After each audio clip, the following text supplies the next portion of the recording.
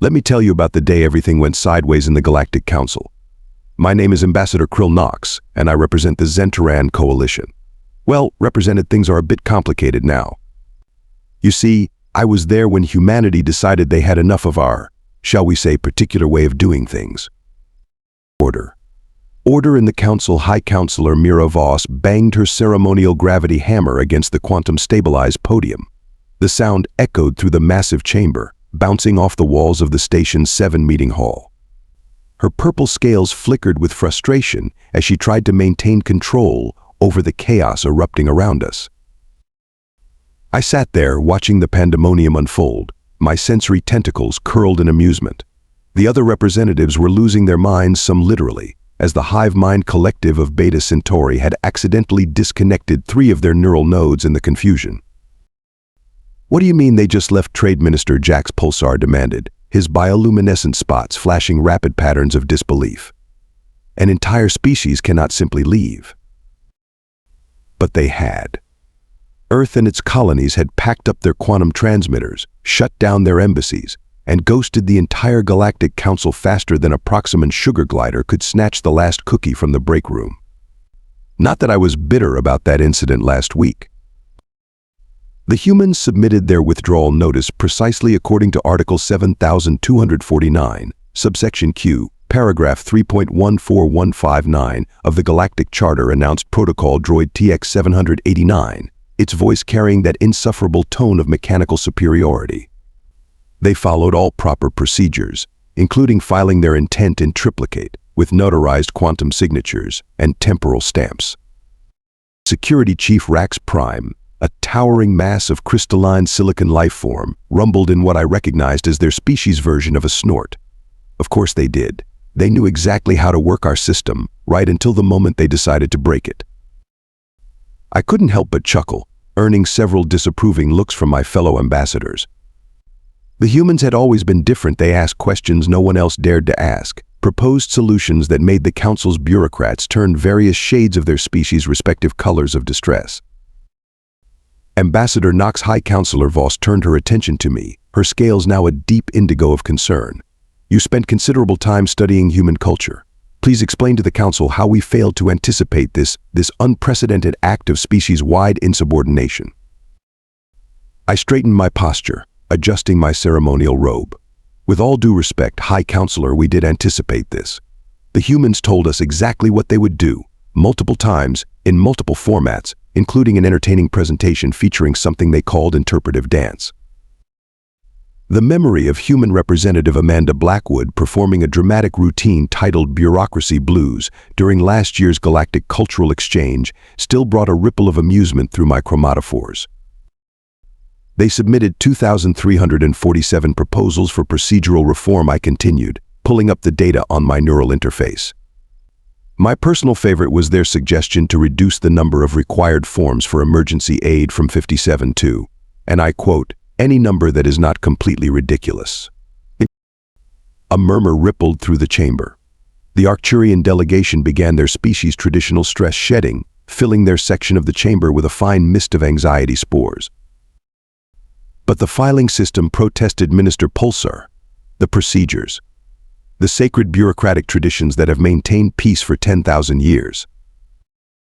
Maintained peace, I clicked my mandibles, in what humans had taught me was a passable approximation of their sarcasm. Need I remind the Council of the Great Space Lane dispute of 2184, which took 47 years to resolve because the complaint forms were filed in the wrong shade of ultraviolet. The chamber erupted into chaos again. High Counselor Voss raised her gravity hammer. But this time, the quantum-stabilized podium had apparently had enough of our nonsense too. It flickered out of existence, leaving her hammering at empty space. As alarms blared and maintenance droids rushed to recalibrate the quantum matrices, I sat back and watched the show. The humans had warned us this day would come. They even put it on their official calendar as done with this noise day. We just never thought they would actually do it. Looking back, the breaking point came during what humans would call a Tuesday. Not that time has much meaning on a space station, but humans insisted on maintaining their calendars. They insisted on a lot of things, actually. like their right to innovate without filing 17 different permit applications in quantum-encoded holographic paper. I remember that day clearly sitting in my usual spot in the council chamber, watching Amanda Blackwood march up to the central platform. She wore what humans called a power suit, though I never understood what made it powerful. No built-in weapons, no energy field generators, not even a basic personal shield. Just something they called pinstripes. Members of the council, she began, her voice carrying that particular tone humans used when they were done playing nice. I stand before you to present humanity's breakthrough in faster-than-light travel technology. The chamber's universal translators buzzed with activity as various species processed this announcement. High Councillor Voss's scales shifted to a cautionary yellow. Representative Blackwood Voss spoke with practiced diplomatic patience. The Council has already established the approved methods of faster-than-light travel. The current system has functioned adequately for 3,000 years. Amanda smiled. Not the usual diplomatic smile we were used to, but something different. Something that made Security Chief Rax Prime's crystalline structure vibrate with unease. Adequately, she replied, pulling out what humans called a laser pointer, though why they still called it that when it used quantum entanglement to highlight things, I never understood. Let me show you the data from our latest tests. The holographic display lit up with numbers, charts, and something humans called memes, their peculiar way of conveying complex information through pictures of small Earth creatures with amusing captions. Our new drive system reduces travel time between galaxies by 87%, Amanda continued. It uses 42% less energy, produces zero quantum waste, and best of all, she paused for effect, it runs on coffee. The chamber erupted. The Arcturian delegation began stress shedding again, this time producing enough anxiety spores to trigger the emergency ventilation system. Preposterous, shouted Minister Pulsar. The laws of physics clearly state. The laws of physics, Amanda interrupted, raising an eyebrow in that uniquely human way. Or the laws of the Galactic Council's Physics Regulation Committee. I watched Trade Minister Buzz Stellar, another human representative, trying to suppress what they called a snicker. He had warned me this was coming during our weekly game of what humans called poker, a strange ritual involving cards, bluffing, and something called trail mix. High Councillor Voss raised her gravity hammer, which had been quantum recalibrated after the previous incident. Representative Blackwood, any new faster-than-light technology must undergo the standard approval process. This includes 300 years of testing, 7,000 safety inspections, and approval from all 57 subcommittees of the Department of Transportation Innovation Prevention. 300 years, Amanda's voice took on that dangerous, pleasant tone I had learned to recognize. Humanity went from horse-drawn carriages to landing on their moon in 66 years. We solved faster-than-light travel over a long weekend and several espresso machines. The Council's Protocol Droid Texas 789 began reciting the relevant regulations, its monotonous voice drilling into everyone's consciousness. According to Regulation 42B, subsection Theta, paragraph 9.999999, all technological innovations must maintain the carefully balanced status quo established by the Great Convention of. That's when Amanda did something unprecedented. She pressed a button on her quantum pad, and the droid stopped mid-sentence. What did you do?" gasped Minister Pulsar, his bioluminescent spots now pulsing in panic mode. "Muted him," Amanda shrugged. "We also solved AI verbosity over that same weekend. Amazing what humans can do when they're properly caffeinated." The chamber fell silent. In 3,000 years of council history, no one had ever muted a protocol droid. The very idea was well, there wasn't even a regulation against it because no one had ever conceived it possible. This is exactly what we mean. High Councillor Voss's scales had turned a deep purple of diplomatic distress. Humanity continues to show a blatant disregard for proper procedures and established norms. Amanda straightened her power suit jacket. "You know what? You're right. We do disregard your procedures. Because while you're filling out forms about filling out forms, the universe is out there waiting to be explored." She turned to address the entire chamber. "Did you know humans have a saying? Red tape can strangle progress, though in this case, it's more like quantum encoded, bureaucratically approved, subcommittee reviewed tape. That's when I noticed something odd. Throughout this entire presentation, Amanda had been sending subtle hand signals to other human representatives scattered throughout the chamber. I had learned enough about human body language to recognize this wasn't their usual animated way of talking. They were counting down. Therefore, Amanda's voice took on a formal tone, as per Article 7249, subsection Q, paragraph 3.14159, humanity hereby gives notice. The anxiety spores from the Arcturian delegation reached critical levels. That we're out. Peace, and with that very informal human farewell, she pressed another button on her quantum pad. Every human representative in the chamber simultaneously stood up, pulled out small devices, and vanished in a flash of what appeared to be coffee-scented quantum displacement. The last thing we heard was Amanda's voice, somehow broadcasting through the chamber's supposedly unhackable communication system. By the way, we solved quantum encryption too. Have fun with the paperwork. In the stunned silence that followed, I couldn't help but notice that my cup of human-supplied coffee was still warm, despite the laws of thermodynamics and 3 different council regulations stating it should have gone cold by now.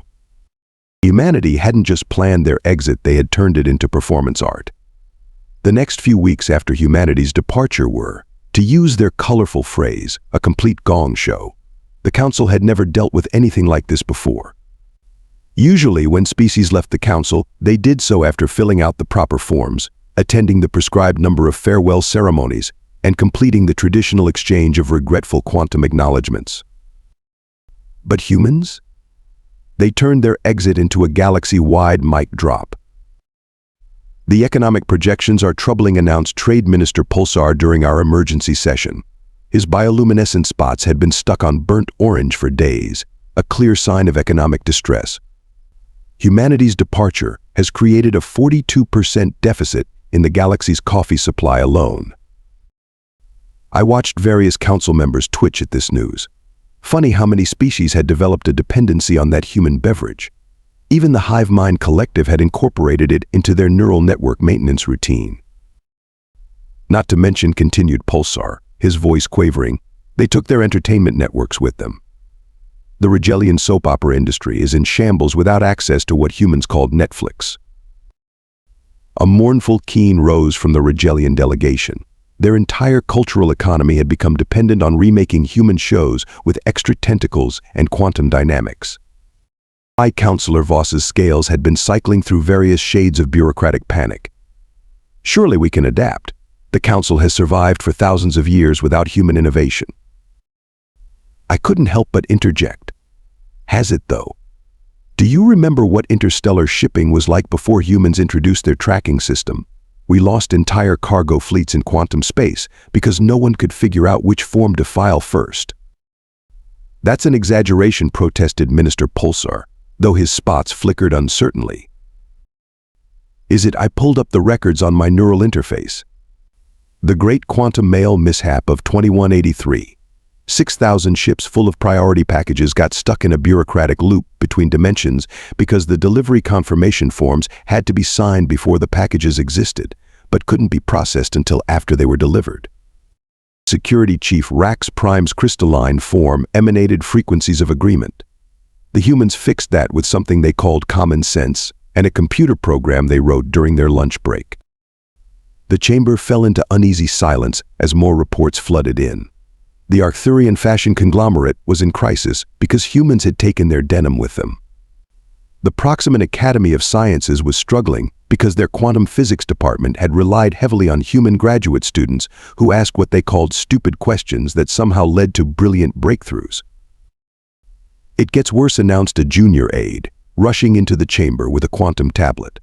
The humans didn't just leave, they took their section of the quantum internet with them. All their cat videos are gone. This news hit harder than the coffee shortage. Even the Protocol Droids, usually immune to emotional displays, slumped in their stations. I decided to add fuel to the fire. And has anyone checked on the Council's budget management system? The one humans redesigned 2 years ago because our previous one took 7 quantum supercomputers just to calculate lunch expenses. The resulting panic sent 3 different species into their respective forms of stress response. The Arcturians began shed storming again, the Rigelians started stress molting, and the crystalline silicon beings began humming at frequencies that made everyone's teeth vibrate, assuming they had teeth. High Counselor Voss tried to restore order by banging her gravity hammer, but the quantum-stabilized podium had developed what humans would call an attitude problem. It kept phase shifting just before the hammer could make contact, making Voss look like she was playing an extremely dignified game of whack-a-mole. "We must maintain order," she declared, giving up on the hammer and resort to old-fashioned shouting. "The Council has procedures for everything. There must be a procedure for this." Actually, I noted, checking my records, there isn't. Humanity wrote most of our crisis management procedures. They called it their What Could Possibly Go Wrong initiative, and apparently they took the manual with them. The chaos in the chamber reached new heights. The hive mind collective accidentally connected to the coffee machine's quantum processor, causing it to achieve brief sentience and declare its intention to unionize. 3 different trade agreements spontaneously quantum degenerated because they had been written in what humans called Microsoft Excel, which they had somehow made essential to the functioning of the galactic economy. I sat back in my chair, watching the pandemonium unfold. My sensory tentacles picked up fascinating patterns of panic and confusion swirling through the chamber. As a xenoanthropologist specializing in human behavior, I couldn't help but admire the elegance of it all. "You know what the real problem is," I announced, causing nearby delegates to turn their various sensory organs in my direction. "We never understood humans. We thought they were adapting to our system, but they were actually rewiring it from the inside out." "Preposterous," declared Minister Pulsar, though his spots had shifted to the pale yellow of uncertainty. "Our system is perfect, unchanged for thousands of years." "Exactly," I responded, feeling what humans called a dramatic moment coming on. "When was the last time any of you read the actual regulations? The ones we use every day?" Blank stares met my question. Even the Protocol Droids looked uncomfortable. "I did," I continued. "Last week. And do you know what I found? Little changes, subtle tweaks that humans had been slipping into our bureaucracy for years. They turned our rigid quantum regulatory framework into something that actually works. But the forms protested someone from the back. The procedures. The sacred traditions. Oh, those are still there, I assured them. Humans just added what they called shortcuts. Efficient workarounds. Did you know there's now an actual procedure for bypassing unnecessary procedures? It's in Appendix Z right after the section on quantum coffee break regulations. The chamber erupted into fresh chaos as officials frantically began checking their regulations. The hive mind collective, still partially connected to the coffee machine, began spewing error messages in binary and brewing espresso at random intervals. High Counselor Voss's scales had turned a color I'd never seen before, a sort of bureaucratic mauve tinged with existential dread. "Are you suggesting," she asked slowly, "that humans have been optimizing us?" "Worse," I replied, feeling a very human-like grin spread across my facial appendages. "They made us efficient. And now they're gone, taking their efficiency with them, leaving us with a system that's been thoroughly humansed up, but without the humans to run it." The reality of our situation finally sank in. We hadn't just lost a member species. We'd lost the species that had quietly become the galaxy's tech support, innovation department, and chaos control system all rolled into one.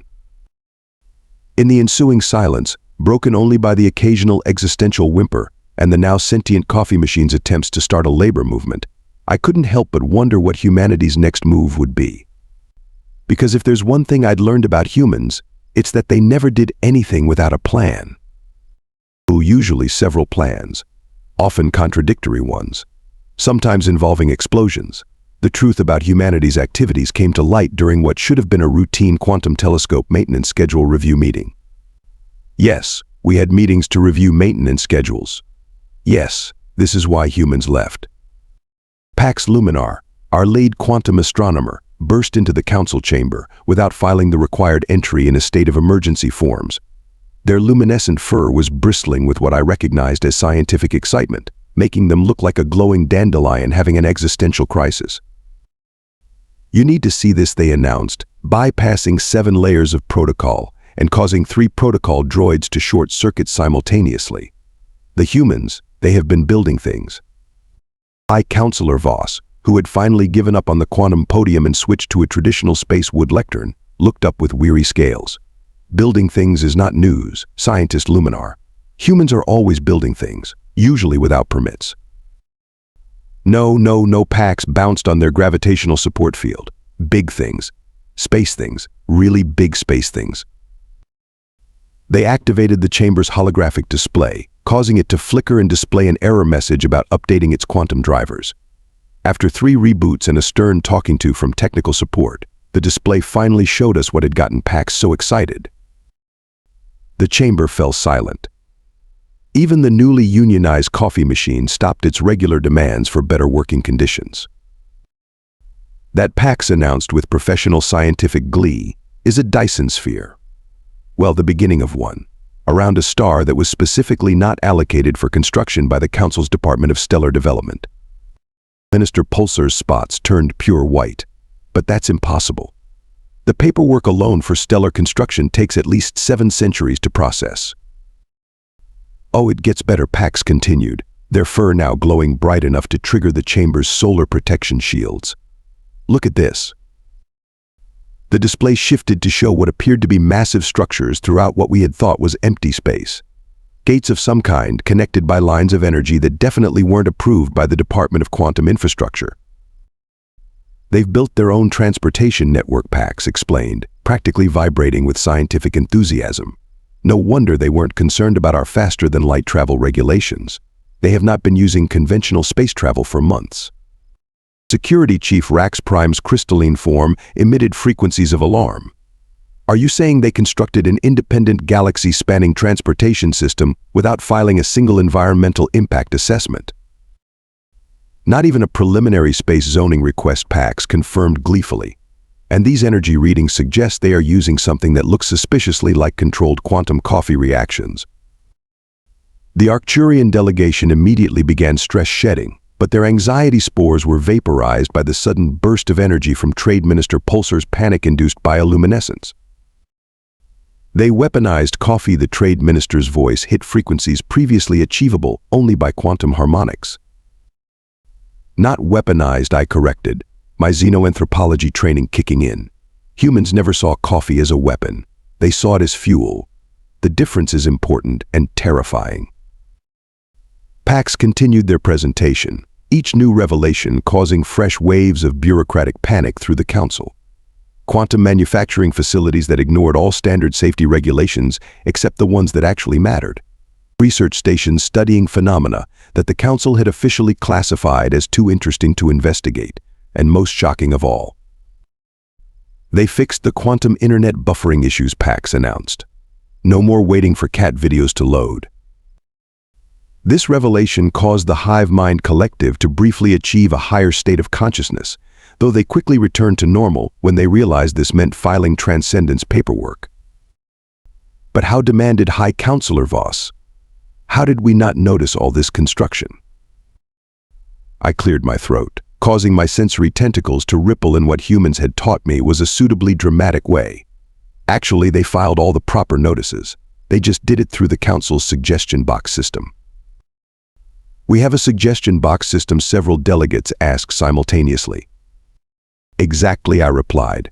Humanity found the one part of our bureaucracy so buried in regulations that not even we checked it anymore. They filed everything as suggestions for future infrastructure improvement projects. Technically, since no one ever responded with a rejection. All their projects were automatically approved after the standard waiting period of 3 quantum minutes. 3 minutes. Minister Pulsar's spots were now cycling through colors not previously known to exist. The standard waiting period is 3 centuries. Someone changed it last year, I explained. The amendment was filed under Quantum Regulatory Optimization Form 32B, subsection Epsilon, commonly known as the "nobody actually reads these anyway" clause. The chamber erupted into chaos again. The Protocol Droids began citing regulations at random, their quantum processors unable to handle the paradox of humans following rules by not following rules. The Arcturian delegation's stress shedding reached such intensity that their section of the chamber now technically qualified as a new environmental biome. PAX, still glowing with scientific excitement, continued their presentation. And here is the most fascinating part. These energy readings suggest they have somehow achieved quantum entanglement with fun. Fun is not a quantifiable scientific property, protested Minister Pulsar. It is now, PAX replied cheerfully. Humans wrote a proof. They submitted it to the Galactic Scientific Journal under the title "Hold My Coffee and Watch This, a Practical Application of Recreational Quantum Mechanics." I watched as the implications sank in. Humanity hadn't just left the council, they had graduated from it. While we were busy maintaining our carefully regulated status quo, they had been quietly building their own future, one unauthorized quantum coffee reaction at a time. "This is unprecedented," declared High Counselor Voss, her scales now displaying patterns that suggested her pigmentation system had encountered a critical error. "We must form a committee to study these developments. Several committees, with subcommittees, and working groups to coordinate between the committees." "I don't think we have time for that," I said, pointing to PAX's latest data stream. According to these readings, humanity's development is proceeding at what they would call ludicrous speed. The display showed new construction appearing in real time, spreading across the galaxy like quantum kudzu. Human innovation, freed from the constraints of council regulations, was experiencing the equivalent of a caffeine-powered growth spurt. Fear rippled through the chamber as the council species faced something entirely outside their experience: progress without paperwork, innovation without inhibition, development without decades of debate. In the terrified silence that followed, the unionized coffee machine chose this moment to demand a four-dimensional break room and better quantum benefits package. Nobody even tried to fill out a form to stop it. The next few months in the Galactic Council reminded me of what humans called a game show, specifically, one of those shows where contestants made hilarious mistakes while an audience laughed at their misfortune. Except in this case, the contestants were entire civilizations, and the prize was not falling hopelessly behind humanity's rapid advancement.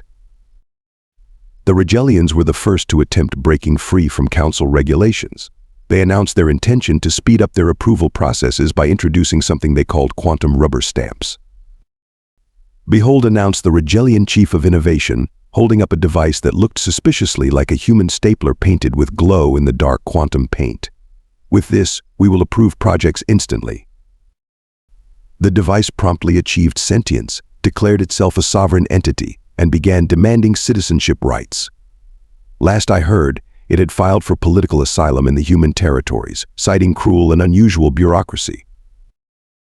The Arcturians tried a different approach. They attempted to replicate humanity's success by creating their own version of coffee. The resulting beverage, which they named Quantum Sino, had the unexpected side effect of causing temporal hiccups. The good news, reported the head of the Arcturian Science Division, while temporarily existing in 3 different time zones, is that we have successfully reduced project approval times to -7 years. And the bad news, asked High Counselor Voss, her scales shifting to preemptive disappointment purple. "All our approved projects now technically took place in the past, which means they require retroactive permits, which can only be issued in the future, which is now the past," which the scientists' explanation was cut short, as they accidentally bureaucracied themselves out of existence. Even the hive mind collective got in on the action.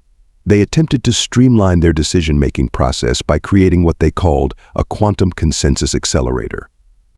The theory was sound. By quantumly entangling all their neural nodes, they could reach agreements faster than their standard process of arguing with themselves for several decades. The result was what humans would have called a spectacular backfire. The collective achieved such rapid consensus that they agreed to disagree with their own agreement, creating a paradox that caused their entire governmental system to blue screen. "Have you tried turning it off and on again?" suggested a junior protocol droid, before being immediately promoted to head of crisis management. Security Chief Rax Prime's species attempted to revolutionize their crystal-based technology by introducing what they called quantum jazz, a fusion of crystalline computing and what they understood to be human spontaneity. The resulting system worked perfectly, but refused to do anything until it was provided with a proper musical accompaniment and a spotlight. The quantum processors are demanding a 3-hour solo, reported a frustrated Rax Prime, and something called a rider for their green room. I watched all this from my usual spot in the council chamber, which had become something of a front-row seat to the galaxy's most expensive comedy show. My sensory tentacles were getting quite a workout from all the face-palming, a human gesture I had found increasingly useful. Trade Minister Pulsar's latest attempt at innovation was particularly entertaining. The Luminary Commerce Initiative, designed to revolutionize galactic trade, ended up creating a self-aware stock market that began trading itself. The quantum algorithms have formed a union, Pulsar reported, his bioluminescent spots displaying patterns that looked suspiciously like human emojis. They are demanding better working conditions and something called casual Fridays. The unionized coffee machine, seeing an opportunity, immediately offered to represent the algorithms in their labor negotiations. Meanwhile, the Protocol Droids, not to be outdone, attempted to upgrade themselves with what they called quantum intuition processors. The result was a galaxy-wide existential crisis, as thousands of Protocol Droids simultaneously realized the absurdity of their existence and began writing poetry about it. Why do we process droned one particularly affected unit? What is the meaning of forms? Are we not all just quantum particles filling out the paperwork of existence? The chamber's maintenance staff had to install quantum tissue dispensers to deal with all the mechanical tears. High Counselor Voss watched all this with increasing despair, her scales cycling through so many colors of bureaucratic distress that she briefly became a tourist attraction. There must be a way to replicate humanity's success, she declared during one particularly chaotic session. We are the Galactic Council. We have governed space for thousands of years. Yes, I pointed out, by doing everything exactly the same way for thousands of years. Humans call that being stuck in a rut. But we are trying to change, protested Minister Pulsar. Look at all our innovation initiatives. As if on cue, an alarm blared through the chamber. The Proximan delegation's attempt at creating a quantum efficiency engine had somehow achieved peak efficiency by doing absolutely nothing, proving that the ultimate form of bureaucratic optimization was the complete absence of bureaucracy. That's exactly the problem, I explained, watching as emergency crews attempted to contain an outbreak of spontaneous quantum irony. Everyone is trying to copy humanity's results without understanding their methods. Humans didn't succeed because they had better technology or smarter scientists. Then why did they succeed, asked Pax Luminar, their fur glowing with genuine curiosity. Because they never accepted that something was impossible just because a form said so, I replied. They didn't try to work within the system, they questioned why the system existed in the first place. The chamber fell silent as this truth sank in. Well, mostly silent. The quantum poetry slam being held by the existentially aware Protocol Droids was getting quite passionate.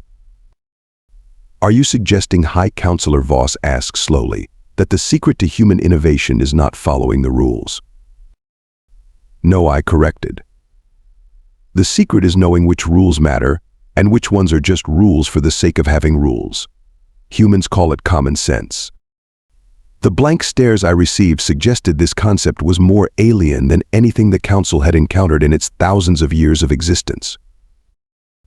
In the background, the unionized coffee machine and the sentient quantum rubber stamp began organizing a protest march for artificial rights. The quantum stock market algorithms joined in, crashing the economy in perfect rhythm to the crystalline computer's jazz quartet. The message arrived during another emergency council session about the latest failed attempt to replicate human innovation. The Hive Mind Collective had just finished presenting their report on accidentally teaching quantum mathematics to a colony of space bacteria, when my neural interface pinged with an unauthorized notification. Ambassador Nox, the message read. Fancy a coffee? No forms required. Bring friends if they can handle fun.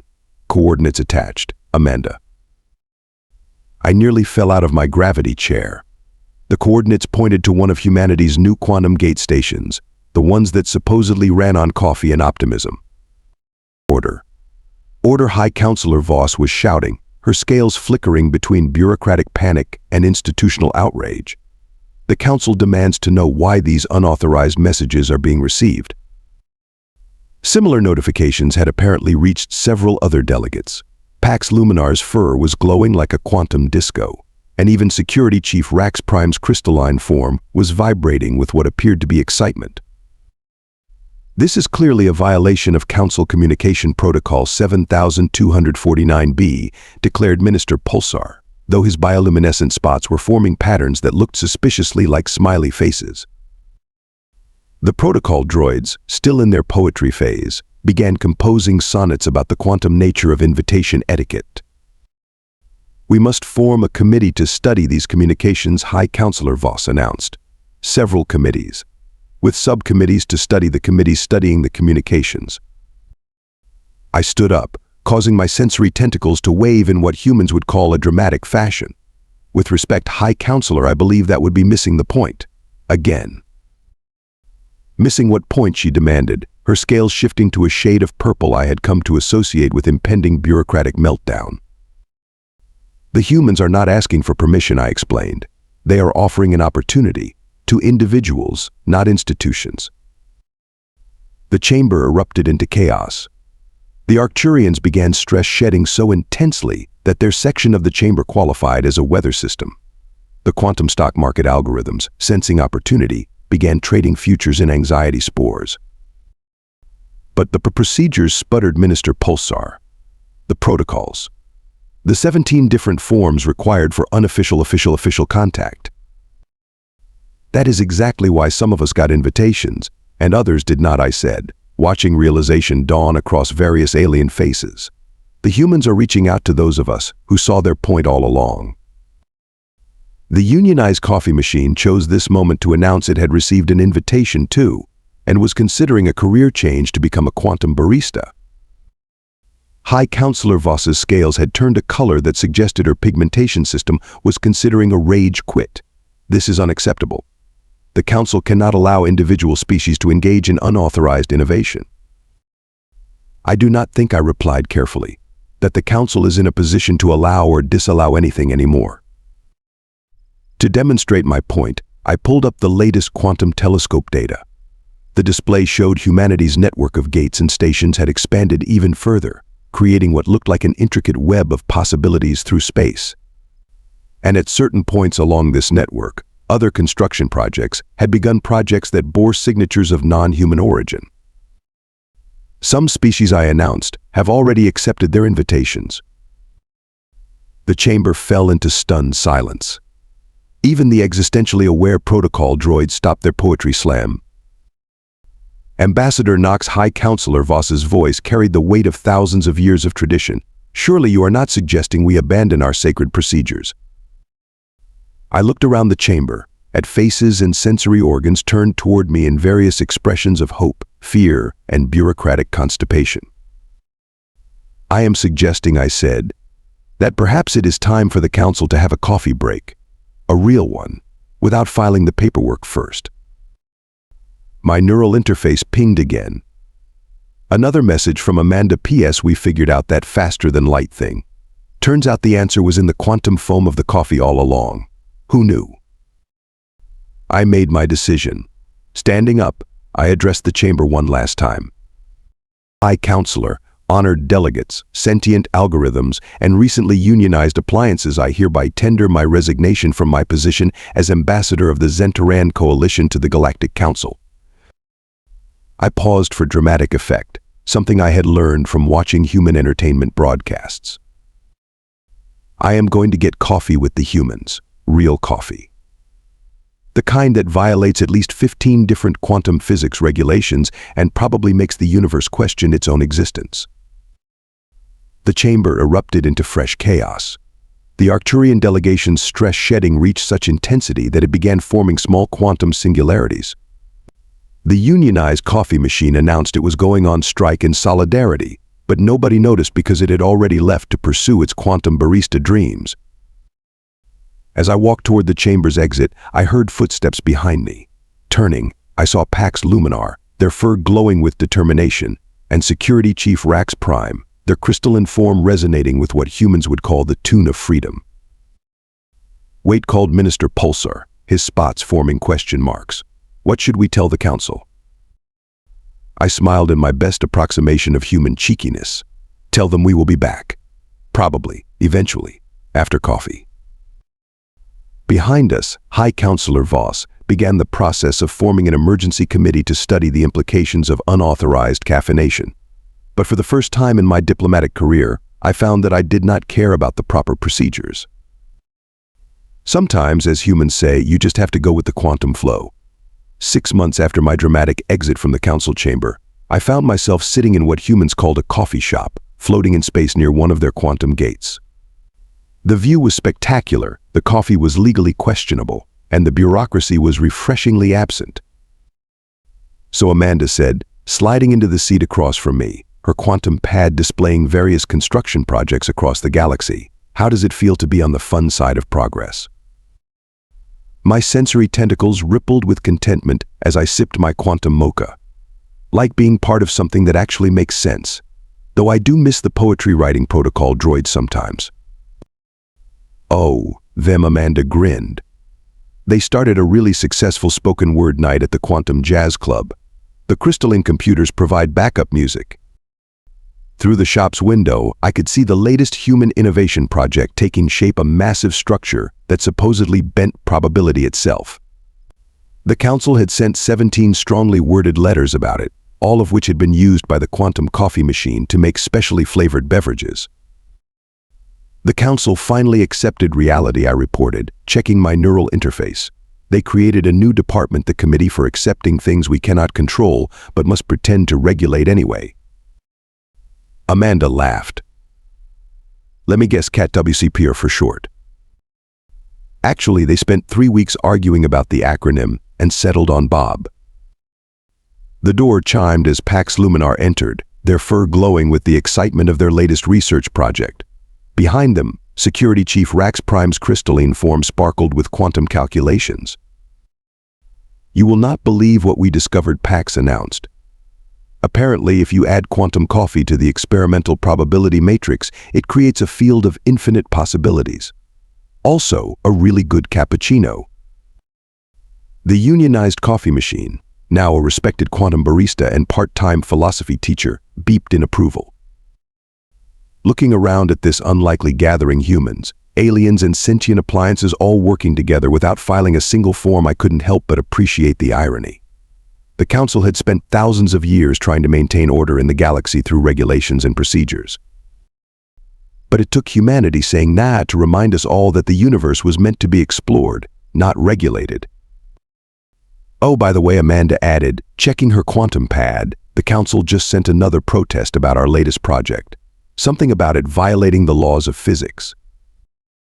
"What did you do with the complaint?" I asked, already grinning. "Ran it through the quantum coffee maker. It makes an excellent hazelnut blend."